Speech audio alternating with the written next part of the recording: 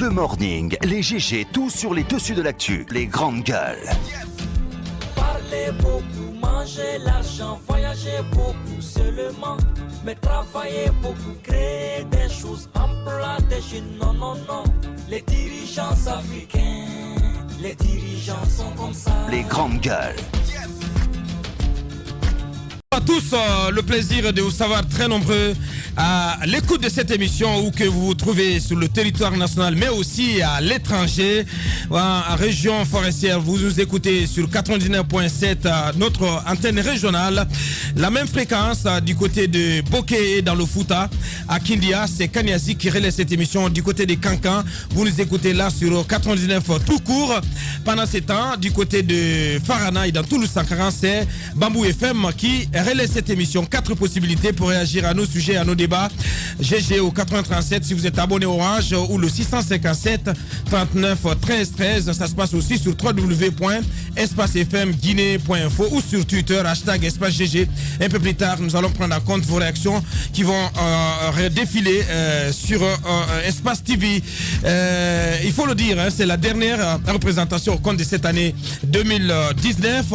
À la une, les dés sont jetés. Le président Alpha Condé, après de longs mois de supputation et d'agitation politique, à l'aune, clame-t-il, des tendances qui se seraient dégagées des consultations nationales organisées à cet effet et pilotées par son premier ministre, a pris la résolution de soumettre une nouvelle constitution à référendum en Guinée. Il en a fait l'annonce hier jeudi 19 décembre dans une allocution solennelle à la nation. Le chef de l'État a dévoilé qu'une commission technique a déjà travaillé à l'élaboration d'un avant-projet de cette nouvelle constitution. Le texte rendu public dans la foulée de son adresse à la nation a requis, en tout cas selon ce qu'il a annoncé, l'avis de conformité de la Cour constitutionnelle place désormais à l'étape de la vulgarisation de ce projet avant la tenue d'un référendum auquel il devra convoquer les Guinéens prochainement. En fil rouge et en continu dans cette émission, jusqu'au port de 11h, nous serons focus sur l'annonce du président de la République et ses conséquences politiques. Quelles sont les principales articulations de ce projet de nouvelle constitution? Qu'est-ce qui change par rapport à la constitution de mai 2010? Et qu'en pense-t-on dans les états-majors politiques? Qu'en sera-t-elle de la réaction du FNDC, le Front National de la Défense de la Constitution? Beaucoup de questions posées chez nous ce matin. Des réactions à suivre dans cette émission avec en premier lieu M. Aliou Bari. Il est politologue spécialiste des questions de défense et de sécurité en Afrique. On ira aussi au RPG Arc-en-Ciel pour entendre M. Souleymane Keita. Il est donc conseiller à la présidence de la République et membre du directoire du RPG Arc-en-Ciel. Des réactions aussi du côté de la société civile, pourquoi pas. Mais du côté du FNDC, pas de réaction pour le moment, c'est silence radio. Aucune communication officielle en attendant une réunion de crise, une réunion d'urgence plutôt, qui est convoquée dans l'après-midi au siège donc à l'état-major du front du côté de Kipé ici à Conakry.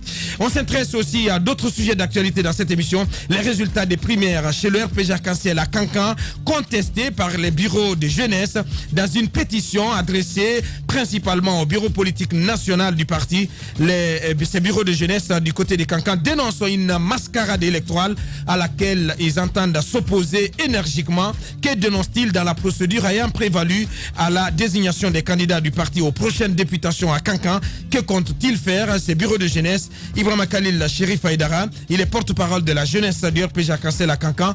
Vous allez l'entendre dans cette émission. Agenda culture, nous recevrons vers la fin l'artiste Petit Kanja qui prépare la sortie de son nouvel opus intitulé Du Bien. Ce sera le vendredi prochain, 27 décembre, du côté du Palm Hotel. Et puis on évoquera la grande nuit du conte, si le temps le permet bien entendu. Donc vous le comprendrez, un menu assez copieux ce matin. Merci de rejoindre l'équipe. Bassekou, bonjour. Bonjour Abakar, bonjour à tous. Bonjour Jacques. Bonjour Abakar, bonjour à tous. Antoine, bonjour. Bonjour Abakar, bonjour à tous. Bienvenue. Bonjour surtout bien, une équipe un peu démembrée ce matin. Oui, allez-y Antoine. Surtout au gouverneur de Conakry qui est en train d'embellir Conakry selon lui avec des jeux de lumière, comme des guirlandes comme chaque année. Et le hic dans cette façon de faire, c'est le fait de décorer Conakry, de décorer les différents carrefours de Conakry sans tenir compte du nettoyage de la ville. Conakry est tellement le nettoyage de la ville ne lui revient pas, Antoine. Ça ne lui revient pas, tu le sais très bien. Ça ne lui revient pas, certes. Il fait son job, il fait ce qu'il peut pour rendre... Il faut que le gouverneur pour donner un beau visage à sa ville. On ne peut pas attendre chaque décembre pour vouloir décorer Conakry. Voyez les carrefours. Qu'est-ce que tu veux? On ne peut pas comprendre que quand on décore Conakry, durant les 11 mois qui restent, mais on profite pour tout détruire. Vous voyez la plupart des carrefours de Conakry, allez-y à Anko 5, on dirait un dépotoir d'ordures. Ouais. Mais il n'y a plus d'assainissement, Antoine. On n'a pas l'impression, mais c'est pas une question d'assainissement, c'est une question d'entretien. Chaque année, on débourse de l'argent pour l'entretien des carrefours de Conakry et au bout de quelques mois, tout se détruit. Chaque année, on fait en sorte de vouloir tout arranger et on ne sait pas quel fonds est mis dans ces histoires-là. Bien. Dans la plupart des artères routières de Conakry, allez-y constater, on constate qu'il y a des travaux en cours. À Bambeto, on constate que chaque année, on refait le carrefour. À Anko 5 et tout cela, mais il n'y a pas de suivi. Il y a aucun suivi, ça fait que Conakry est livré à lui-même. La différence cette année, c'est que avec les TP, on a décidé de faire du bétonnage à ces carrefours. Je pense que c'est du solide quand même, il faut le reconnaître. Mais c'est du solide. Mais il n'y a pas d'esthétique. Mais non, mais quand même, on veut d'abord avoir du solide, Antoine. Certes, du solide. Au niveau de ces carrefours, le trafic est si dense. Vous faites quoi de l'esthétique? Mais non, mais Antoine. Avant-hier, mais l'esthétique. La Côte d'Ivoire a inauguré son 4e échangeur. En Guinée, on est au béton encore. On est en train de salir nos routes. Voyez les bétons. On salit les routes avec du béton. C'est très sale, Abakar. Allez-y voir sur la route. C'est pas possible. Voyez le point de jonction entre le béton et le goudron. C'est de la terre qu'on a mis là. Oui, bien sûr. Là, par contre, je suis d'accord avec toi. Plus commence. Oui, parce qu'il y a une bande de terre, il y a une bande de terre entre le bitume et le béton. Elle est laissée à elle-même.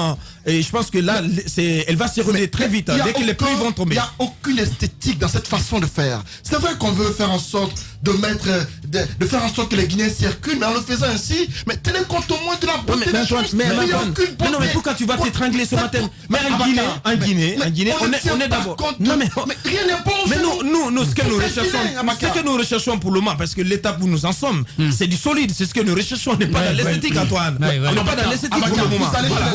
J'aimerais que tu te réveilles, Antoine. Vous allez chez les autres, vous faites en sorte parfois de... Mais ça fonctionne pas comme chez les autres. Chez les autres, vous êtes fiers de prendre des photos pour dire... Mais tu peux réveiller, franchement, le garçon.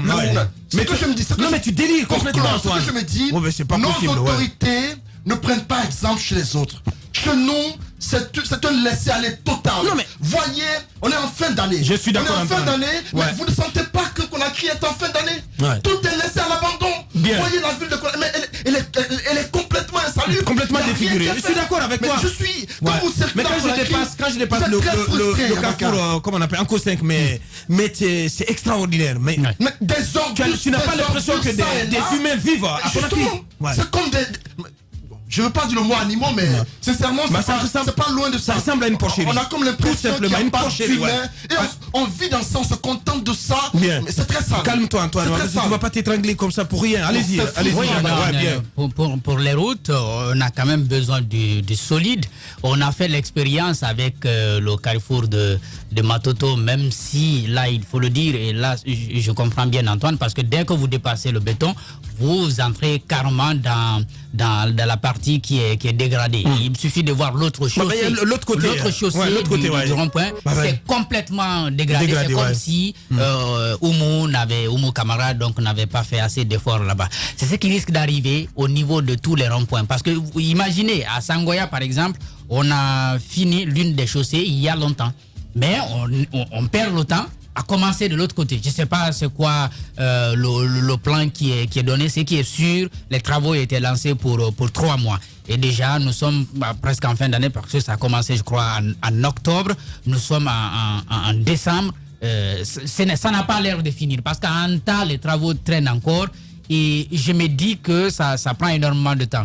Maintenant, le cas du gouverneur, il faut bien le comprendre parce qu'on ne peut pas continuer à mettre des lumières sur quand même des routes dégradées. Je trouve que c'est du gaspillage. Parce que même pour ces ces éléments qu'on va acheter à des coûts, quand même, c'est de l'argent, on injecte. C'est du gaspillage, on vient, on met dans la poussière et après, c'est peut-être pour dire, bon, nous sommes en fin d'année, après ça se gâte. Je pense que ce n'est pas bien réfléchi. Il faut qu'il y ait une synergie entre le gouvernorat, le ministère des Travaux publics et le ministère de l'Assainissement. Parce que le ministère de l'Assainissement, il faut quand même parler de... Mais il existe encore. Oui, il existe encore. Lui, le ministère de Papakoli. C'est lui le ministre de Papakoli. Bon, mais on est obligé de tout croire. Hein. Mais il a fait un effort quand même. Il a acheté des poubelles. Vous les voyez, non, sur l'autoroute, tout simplement. Il y a des poubelles. Le ministre, il est totalement dans la politique. Oui, il est dans la politique, c'est vrai, mais ces poubelles-là existent. Ces poubelles-là existent sur l'autoroute. C'est pour que le citoyen apprenne à mettre ses déchets dans les poubelles. Et je crois que c'est quelque chose qu'il doit poursuivre partout. Il doit le faire sur la route. Le prince, je ne sais pas ce qu'il attend pour le faire, mais il doit le faire. Je sais que ce n'est pas la solution, mais c'est l'une des solutions. Albayrak et l'entreprise Piscini s'installe et commence les travaux. Il y a eu déjà, d'après ce qu'il a dit, il y a eu signature de contrat. Mais bien sûr, c'est officiel. Oui, mais sauf qu'on ne sait pas à quand le travail doit commencer. Parce qu'en attendant, nous baignons dans l'insalubrité totale. Il faut que le travail là commence pour que la ville change un peu de visage. Allez-y, Bassikou, qu'on a crié méconnaissable, défiguré. Moi, je vais te décevoir parce que ce qu'on est en train de faire là, ce que vous appelez travaux initiés par le gouvernement de la ville de Conakry, pour moi, c'est du maquillage. C'est du maquillage. C'est comme c'est pas moi qui le dis quand même. Oui, c'est comme si vous prenez un acteur de cinéma qui s'apprête à jouer un rôle, vous le maquillez et puis après, dès que la sueur commence à lui venir sur le visage, eh bien, son visage se défait. C'est ce qui est en train de se passer au niveau des carrefours. Moi, je pense sincèrement qu'il faut arrêter tout cela pour l'instant. Nos carrefours, oui, je vais te dire, nos carrefours ne sont pas prêts. Le rond-point de Conakry, tel que je les vois, dans l'état qu'ils se trouvent, ne sont pas prêts à recevoir des jeux de lumière. Prenez le carrefour de la Tanière. Qu'est-ce qu'il faut faire? Donc il faut rester là. Non, attendez, s'il vous plaît. Rien faire. Non, attendez. Tout est cassé au niveau du rond-point ici. Prenez encore d'autres ronds-points. Le carrefour Constantin ou d'autres encore carrefours les plus importants de Conakry. Rien n'est fait. C'est devenu des dépotoirs d'ordures. Je pense que pour le moment, il faut régler deux choses. Il faut régler la question de l'assainissement, du ramassage des ordures au niveau de ces ronds-points. Mais aussi, il y a des travaux d'urgence qui ont été entamés au niveau de ces carrefours les plus importants. Vous les constatez aujourd'hui. Donc, on ne peut pas vouloir maquiller, on ne peut pas vouloir faire du maquillage sur quelque chose en réalité qui n'est pas prêt à recevoir qu'on appelle les jeux de lumière. Et sur la question de l'assainissement, pour terminer, ce que je veux dire, c'est que pour le moment, en cette fin d'année à Bouakar, je vous assure, il y a des tas d'immondices un peu partout. Les matins, je passe parfois par le rond-point de Onco 5, mais regardez, les murets qui ont été installés aujourd'hui, les ordures, j'en pratiquement ces murets-là. Justement. Jusqu'au niveau des rails. Donc, il y a un dysfonctionnement total au niveau du service de la Machal. Le ministre Papakoli Kourma, la dernière fois, j'ai dit et je répète. Oui, mais les administrations des marchés, qu'est-ce qu'ils font aussi? Oui, mais en réalité, oui, mais aussi les citoyens aussi. Oui, mais dénoncent. Oui, mais il y a une administration. Il y a une administration dans tous les marchés quand même. Il y a un administrateur des marchés. Des PMU sont installés. Quel est leur rôle? Oui, mais justement, l'administration au niveau du marché. On ne peut pas ramener tout ça au gouvernement quand même. Il y a des démembrements fonctionnels, il y a des structures à la base. Non, au niveau des marchés. Il faut qu'elles fonctionnent. Au niveau des marchés, la responsabilité de ces dysfonctionnements dans le service de ramassage est imputable à l'administration du marché, mais au niveau des grandes artères, il est de la responsabilité du service de l'assainissement. Aujourd'hui, c'est un service qui est totalement à l'arrêt, parce que vous avez un département aujourd'hui qui est plongé dans la politique, qui a décidé d'accompagner le président Alpha Condé dans son projet de nouvelle constitution, mais je crois ces jeux de lumière là au niveau des carrefours, sincèrement, c'est de l'argent inutile qu'on est en train de jeter. C'est pas possible. Il faut arrêter. Honnêtement, tu es de mauvaise foi. Non, mais tu es de mauvaise foi. Mais non, mais comment tu peux dire ça, Bassikou? Mais pourquoi? Mais à leur place, qu'est-ce que tu aurais proposé? Tu proposes quoi? Pour le moment, on laisse comme ça. Nous sommes déjà. Non, mais tu raisonnes comme un petit Guinéen. Mais il faut les arrêter. Bien, on se calme. Nous sommes déjà malheureux comme cela. Vous savez, quand vous êtes déjà sale, comme on peut le comprendre, lorsque votre domicile est un dépotoir, il ne faut pas attendre qu'il y ait fête de fin d'année pour faire le semblant et montrer aux voisins que chez vous est propre. Merci. Quotidiennement, nous sommes sales. Laissons comme ça, fait-on dans cette saleté-là. Et il ne faut pas que le gouvernement gaspille notre argent pour rien. Ce que je vais lui conseiller peut-être, On a des jardiniers à Conakry. Il y a des personnes qui excellent dans le jardinage. Pourquoi ne pas leur confier l'embellissement des carrefours? Pourquoi ne pas faire en sorte que ces petits métiers-là progressent un peu? Confier l'embellissement des carrefours aux jardiniers. Il y a des personnes qui sont très fortes dans le métier de l'artisanat. Leur confier peut-être la construction de statues au niveau des carrefours pour faire en sorte que ceux-ci vivent de leur art. Mais on fait en sorte de gaspiller notre argent en mettant du décor inutile pour, dit-on, faire les fêtes de fin d'année qui, pour moi, n'ont aucun sens, qui ne sont que des futilités qui au lieu d'embellir Conakry, contribuent à le salir davantage. Et à mon avis, Mathurin, depuis quelque temps, on ne le reconnaît pratiquement plus. Il passe carrément à côté de sa place. Mais incroyable, franchement. Mathurin, non, Antoine, honnêtement. Non, tu peux pas dober sur les moindres initiatives quand même qui marchent. Les moindres initiatives que certains Guinéens, certaines autorités essaient de prendre. Ce n'est pas c'est la mauvaise foi, tout simplement. Bien. Il faut arrêter ce maquillage-là. Et c'est démagogique pour moi. Il faut arrêter ce maquillage sur le Carrefour. Mathurin, pour moi, est en train de décevoir. Voilà. Bien, on va ouvrir le chapitre politique. Bon, on n'a pas de technicien pour le moment, franchement. Convention du RPG Arc-en-Ciel. Le président s'attaque au cadre du parti et prône pour le rajeunissement, Antoine. On l'a suivi hier, Alpha Condé. Il a mis les pieds dans la fourmilière. Justement, il a, comme à ses habitudes, pris part à cette rencontre au siège du RPG Arc-en-Ciel. C'était la convention pour désigner les candidats du parti pour le compte des élections législatives. Elle s'achève aujourd'hui, cette convention. On nous apprend qu'il sera encore présent pour la clôture de cette convention. Et hier, on a suivi le président Alpha Condé qui, encore une fois, s'est attaqué au cadre du parti. Et comme à ses habitudes, il parle d'arrivistes. Il parle de militants de la 25e heure, d'opportunistes. Et parle de copinage. Ouais, de corruption. Donc il révèle des choses que nous ne savions pas. Apparemment, il y a des cadres au sein du RPG qui prônent pour la corruption, qui donnent de l'argent pour leur candidature à ces élections-là. Et hier, il a semblé tenser ces personnes-là qui jouent ce rôle. Et il a semblé prendre la part des jeunes et des femmes. Il a dit que tout ce qui a été acté par le biais de l'argent, des jeux d'influence, que tout sera mis à terre. Justement, il a dit qu'il a fait appel à quelques-uns à huis clos pour leur demander de retirer leur candidature. Faute de quoi, qu'il les mettra à nu, qu'il va les humilier sur la place publique parce qu'ils ne doivent pas se présenter comme candidats. Il prône pour le rajeunissement. Justement, il prône pour que les jeunes prennent la main, les jeunes soient candidats. Et les femmes. Nous apprenons, et ça c'est une information avérée, il y a des communes et des villes à l'intérieur du pays où des candidats déjà qui ont atteint le 3e âge veulent encore se représenter. On nous apprend que des jeunes sont sur le point d'être mis de côté au profit de certains vieux classiques. On nous apprend le cas de Forécaria, par exemple. À Forécaria, on nous apprend qu'il y a des jeunes cadres qui ont été désignés par des sous-préfectures de la localité pour être candidats à ces élections. Mais il y a des vieils hommes qui veulent les remplacer. Il y a le nom de Mamadou Bassanko, l'ancien directeur du port autonome de Conakry, qui est cité. Actuel chef de cabinet au ministère de l'Agriculture. Qui va être député de ce côté. On nous apprend le cas du... Mais c'est Dr Touré qui a été désigné. Mais justement, Dr Touré qui est jeune apparemment, mais qui veut être talonné par... qu'on appelle l'actuel maire de Forécaria qui a quand même pris de l'âge. Non, mais je comprends pas quand même. Il a été désigné par les structures à la base. On nous apprend comment on peut le mettre sur le point d'être mis de côté parce qu'on a pu échanger avec les différents acteurs. On nous apprend qu'il a reçu un coup de fil, je crois que c'était dans la journée d'hier, lui demandant d'accepter le choix des vieux parce qu'ils sont sur le point, qu'ils sont carrément arrivés au soir de leur vie. Accepte, tu es encore jeune, ça ne passe pas, de céder ça ne passe pas. au profit des vieux. Parce que après nous, vous avez encore la possibilité de vous représenter tout cela. Et heureusement, le chef de l'État, selon ce que nous apprenons, a opté pour que ces jeunes-là prennent la main et il n'est pas prêt de céder. Il y a cette tension qui a commencé. Il y a le cas de Cancan aussi, dont on va parler tout à l'heure. Il y a beaucoup de faits comme cela qui sont rappelés. Et c'est pas juste. Parce que les jeunes du côté des Cancan, ils ne sont pas du tout contents. Allez-y, Jacques. Le président de la République, on le voit, on a encore besoin de lui au sein du RPG.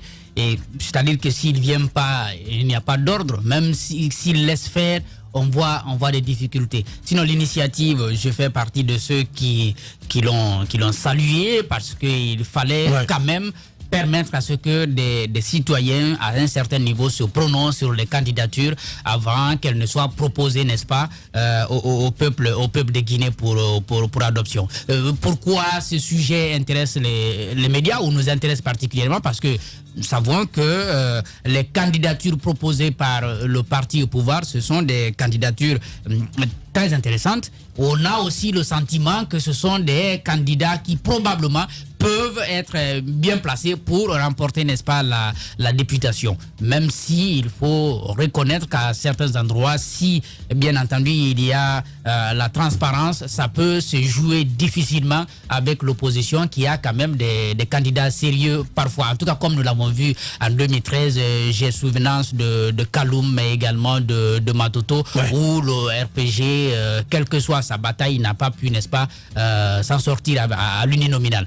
Aujourd'hui donc, le président de la République, ce qu'il a envie de faire, c'est vrai qu'il a envie de contenter la jeunesse, mais en même temps... Et les femmes, et les femmes, mais en même temps, je crois qu'il est en train d'aller de violation en violation des principes. D'accord. Parce que s'il y a des principes qui ont été établis, qui ont amené les gens à aller à ces primaires, si c'est dit par exemple que c'est des sections et des sous-sections qui votent, s'il y a eu un vote, bien entendu, ce vote-là doit être entériné en principe. Doit être entériné. Oui, mais sauf que Jacques, le président, en tant qu'homme très très renseigné, il sait ce qui s'est passé dans toutes ces localités. Mais qu'est-ce que vous voulez? Voilà. Vous pensez que la manipulation, c'est quoi? Oui, parce que on nous dit par exemple dans certaines circonscriptions que ceux qui ont été désignés, il y en a qui ont usé de l'argent jusqu'à aller acheter des véhicules pour les votants, etc.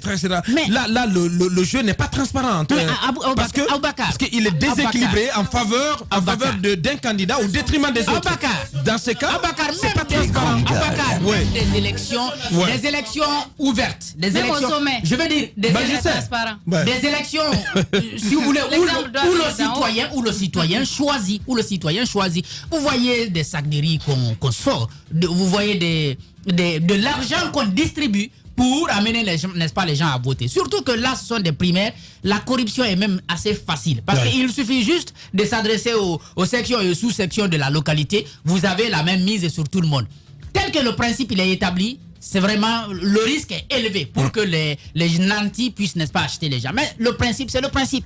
Si vous pensez que le principe présente des risques, il ne faut pas l'établir. Mais si vous l'avez établi et que vous allez aux primaires avec, je crois qu'il faut entériner les choses. Maintenant, c'est vrai qu'il y a des dénonciations. J'ai appris des dénonciations. On va parler de Kankan, mais je l'ai appris aussi pour Gekedou. Je crois que Mara n'avait pas totalement tort. Qui n'avait pas tort? Et Mara, je crois Mara en a parlé la dernière fois ici. Le candidat qui a été choisi justement fait l'objet de critiques. On lui reproche de ne pas être établi à Gekedou. Donc il est parti pour les primaires et puis il a pu bien entendu s'offrir la majorité. Il n'a pas triché quand même. En tout cas, on ne parle pas de tricherie à ce niveau. Mais est-ce qu'il fait partie de ceux sur qui le président doute aujourd'hui? Je n'ai absolument rien à dire là-dessus parce que je n'en sais pas trop. Mais je sais qu'il y a des contestations comme ça par endroit. Mais encore une fois, c'est le cas aussi de Sigré. Encore une fois, je le maintiens parce que si en dernier ressort, c'est le président qui doit s'asseoir pour dire qui va être candidat et qui ne va pas l'être. Il n'a servi à rien d'organiser. Il fallait pas organiser ses primaires. Allez-y, bonjour Madame Hiro. Bonjour Abaka, bonjour à tous. J'ai suivi le président hier très énervé quand il disait cela à la télévision. Le RPG jusqu'hier soir, il était très énervé. Très énervé. On a suivi son élocution. Quel visage sombre. Sombre, oui. C'est comme si on lui avait rapporté des choses qui ne plaisent pas. Quand il dit que le RPG c'est un parti de militants, c'est pas un parti d'arrivistes. Et je pense que c'est une grosse claque à ces personnes qui les ont rejoints récemment. Les militants de la 25e heure, on dirait aujourd'hui pourtant qui ont une certaine influence dans la formation politique au niveau du RPG Arc-en-Ciel. Mais je me dis que les politiques se disent que ce soit au sommet ou en bas parce que l'exemple vient d'en haut. Au sommet, on nous a montré que tous les moyens sont bons pour parvenir à ces fins. On utilise de l'argent, on achète des véhicules, on corrompt les gens, on fait tout ce qui est possible. Comment voulez-vous que les autres ne s'inspirent pas de cela à la base pour faire la même chose, pour parvenir à leur fin? Je pense que c'est tout à fait... En politique, les gens se disent que c'est tout à fait normal. Je veux accéder au pouvoir, peu importe les moyens. Comme on le dit souvent, ils vendent leurs âmes au diable. Quels que soient les moyens, le but final, c'est obtenir ce qu'ils veulent. Mais... vous l'avez dit, il y a des textes qui sont établis, des textes sur la base desquels il faut aller et respecter, peut-être faire ses primaires, respecter la voix des gens qui ont décidé d'élire des personnes, en tout cas de mettre des personnes en leur tête pour qu'ils les représentent. Maintenant, si je me dis, d'une part, le président... Parce que ce qui va se passer, Madame Hiro, est-ce que si le président il remet en cause les choix de... Même si on sait que déjà par emploi, ce sont des choix qui ont été manipulés, mais à la fin, il décide de mettre, s'il décide de mettre d'autres personnes qui ne sont pas... qui ne sont pas l'émanation des bases, ça risque de se retourner contre le RPG Arc-en-Ciel.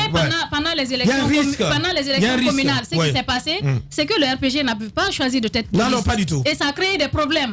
Le plus souvent, dans beaucoup de circonscriptions, ça a créé des soucis. Mais je pense que le plus important, Jacques l'a dit, c'est de partir avec les textes. Qu'est-ce qu'on a dit? Est-ce qu'il faut faire des primaires, choisir des gens, passer par le vote et maintenir ces personnes qui ont été désignées? Mais si, par exemple, il y a déjà des votes, je me dis des choix qui ont été faits et qu'on puisse tout remettre en cause. On renverse complètement toute la table. On puisse tout remettre en cause parce qu'il a dit que ceux qui ont donné de l'argent pour se maintenir, nous allons les évincer. Bon, une façon de déformer un peu ses propos, pas exactement, mais il a dit ceux qui sont passés par la corruption, qui vont les mettre à nu, justement. Mais à quoi servent les textes dans ce pays si à aucun niveau, à aucune sphère, on ne peut s'en servir? Moi, je pense que c'est pas le bel exemple, c'est pas le bel exemple à donner. Il faudrait qu'à un moment donné, à tous les niveaux, qu'on puisse se servir des textes, qu'on mette des personnes en qui le peuple a confiance, la base a confiance. Ils ont mis tel, vous le laissez choisir la personne et vous la mettez sur la liste. Je pense que ce serait la meilleure chose à faire. Merci Madame Hiro. Allez-y Bassiko, pour clore. Pour clore, le RPG vient de loin. Il y a des militants quand même qui se sont battus depuis que Alpha Condé était dans l'opposition. Et puis aujourd'hui... Depuis l'heure de la clandestinité. Voilà, depuis l'heure de la clandestinité, qui se sont battus. Et depuis que le président Ahmed Sektouré était là, ensuite il y a eu le président Conté. On a vu le combat qui a été mené par certains leaders du RPG, mais aujourd'hui qui ne sont pas forcément sur la scène, qui ne sont pas forcément vus. Je pense que l'heure est venue où aujourd'hui, pour le RPG Arc-en-Ciel, à mon avis, vraiment de récompenser ces militants, ces combattants. Non, attendez, s'il vous plaît. Non. Laissez-moi aller. Je récompense quand même. Attendez. Non. Laissez-moi aller au bout de mon raisonnement. Mais là, tu es totalement à l'antipode de ce que le président a dit. C'est ce que je veux dire. Il a dit de mettre les gens qui sont populaires dans leur localité. Oui, mais c'est ce que je veux dire. Et priorité aux jeunes et aux femmes. Il y a des cadres au sein du RPG qui se sont véritablement battus, qui ne sont pas forcément vus aujourd'hui. L'initiative du président Alpha Condé qui vise aujourd'hui à... Qu'est-ce que vous voulez? Vous voulez qu'on aille tuer... Non, attendez, ce n'est pas ce que je veux dire. Mais si vous ne me laissez pas aller au bout de mon raisonnement à Bakar, je pense qu'on ne va pas se comprendre. Bien. Alpha Condé, aujourd'hui, a dit qu'il veut faire confiance aux jeunes et aux femmes. Et si vous voyez... Et là, vous parlez des vieux, là. Attendez, et si vous voyez la composition de l'Assemblée nationale que nous avons eu, qui est la pire, on va dire, législature que nous avons eu dans ce pays, au regard de sa composition et puis du piètre résultat qui a été fourni, je pense que c'est important aujourd'hui de mettre vraiment des cadres plus, même si je ne suis pas totalement que le président Alpha Condé impose son veto, mais les jeunes ont réclamé un arbitrage du bureau politique national pour essayer de trancher sur les choix qui ont été faits au niveau des primaires. Et je vais revenir sur le cas de Zédé Koré, parce que là-bas aussi, sur 23 prétendants, il y a deux noms qui sortent. Il y a un certain Atanas Kourouma et puis un autre. Mais les jeunes disent que ces primaires se sont passées dans l'opacité. Il n'y a pas eu de transparence et qu'ils souhaitent l'implication du bureau. Je pense que dans beaucoup de localités, ça s'est passé. Il faut que l'RPG Arc-en-Ciel fasse attention pour ne pas arriver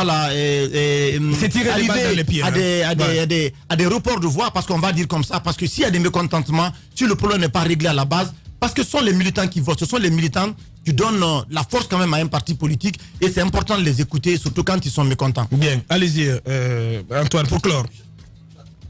J'attends de voir la conclusion ou les conclusions de cette convention, parce que la convention c'est une chose, mais les élections en sont une autre, parce qu'on peut être désigné candidat de son parti aux conventions et arriver aux élections ne pas être élu député. Mais bien entendu. Parce que certains peuvent vouloir penser que le fait d'être désigné candidat signifie d'office qu'on est député. Mais on sait tous que le RPG en 2013 avait pratiquement perdu toutes les communes de la capitale. Les grandes et donc on va voir ce qu'ils vont faire cette fois-ci. L'autre chose que je veux signaler, c'est que le président dans sa communication d'hier a annoncé qu'il a mis en place une commission qui va recenser les militants qui depuis les premières heures se sont battus pour le parti. Et Basseko, je le rejoins dans ce qu'il dit par rapport aux récompenses. Alpha Condé lui-même dit qu'on va récompenser les militants de première heure du parti. Parce que ce qu'il faut dire, c'est qu'il y a certains qui, depuis l'entame du combat, ont mouillé le maillot, mais qui ont été à quelques moments oubliés par le parti. Et si vers la fin du mandat, du dernier mandat d'Alpha Condé, il se souvient enfin de cela, on va estimer que c'est un souvenir tardif, mais peut-être que ceux-là qui ont pris de l'âge et qui sont déçus par rapport à la gestion d'Alpha Condé depuis 10 ans, on veut enfin se rattraper, mais à la dernière minute, j'estime que c'est un rappel tardif. Il revient désormais aux militants qui ont mouillé le maillot de juger de l'opportunité de cette décision d'Alpha Condé, mais j'estime que ce n'est pas à la dernière minute qu'on doit se souvenir de ceux qui vous ont permis d'être là où vous êtes. Voilà. Bien. Les conclusions donc de cette convention nationale du RPG Cancel à suivre sur nos plateformes et dans nos éditions d'information. Radio Espace Guinée. Le son des îles paradisiaques à Roum, Los, sur 99.7. Radio Espace. La radio au cœur des îles.